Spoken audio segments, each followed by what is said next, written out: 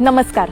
दत्त जयंतीनिमित्त पनवेलमधलं स्वामींचा असा एक मठ आपण एक्सप्लोर करणार आहोत जे 35हून अधिक वर्ष जुनं आहे आणि स्वामींच्या भेटीसाठी विविध ठिकाणाहून लोक इथे येत असतात. पण त्याआधी आपण तिथे पोहोचायचं कसं ते मी तुम्हाला सांगते. सर्वात पहिल्यांदा तुम्ही जर बाय ट्रेन येणार असाल तर पनवेल स्टेशनला उतरून 15 ते 20 मिनिटे वॉकिंग डिस्टन्सवरती हा मठ आहे.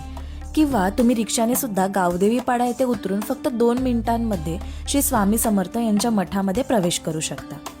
तसेच जर तुम्ही बसने येण्याचा विचार करताय तर पनवेल डेपोवरून सहज रिक्षा किंवा चालत 10 मिनिटांमध्ये मठात पोहोचू शकता. आणि प्रायव्हेट ट्रान्सपोर्टबद्दल मी सविस्तर माहिती कॅप्शनमध्ये मेन्शन करते, ते एकदा नक्की चेक करा. पनवेल तसेच नवी मुंबई परिसरातील हा मठ शांत, भक्तिभावपूर्ण आणि गुरुपरंपरा असलेलं एक आध्यात्मिक स्थान आहे.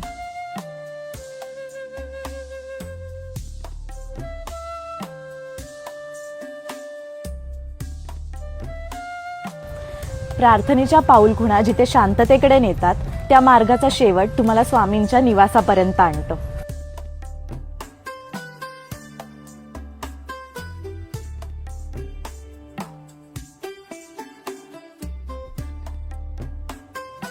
अनंत कोटी ब्रह्मांड नायक यांची आपण सर्व लेकरे आहोत आणि म्हणूनच हे मठ कधीही बंद नसतं, अगदी 24 तास उघडं असतं.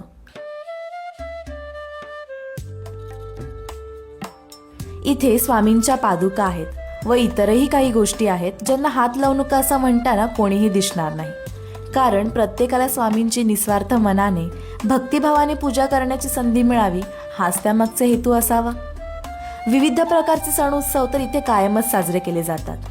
एकही पावती पुस्तक नसताना हे मठ भाविक स्वतःची वास्तू समजून प्रत्येक समारंभात सहभागी होतात.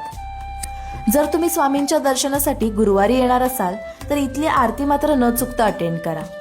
असं म्हणतात इथे ज्या प्रकारे आरती केली जाते ती इतरत्र कुठेही होत नाही आणि चक्क आरतीतून स्वामींचं दर्शनही होतं. आणि हा अनुभव तर प्रत्येकाने अनुभवलाच पाहिजे. मठ अगदीच लहान आहे पण भारावून टाकणारा आहे. तसेच या मठाला प्रवासी आणि भक्त दोघांकडूनही शांत व दिव्य अनुभव तसेच सकारात्मक भावनांनी भरलेलं जागृत स्थान अशी प्रशंसा देखील मिळते.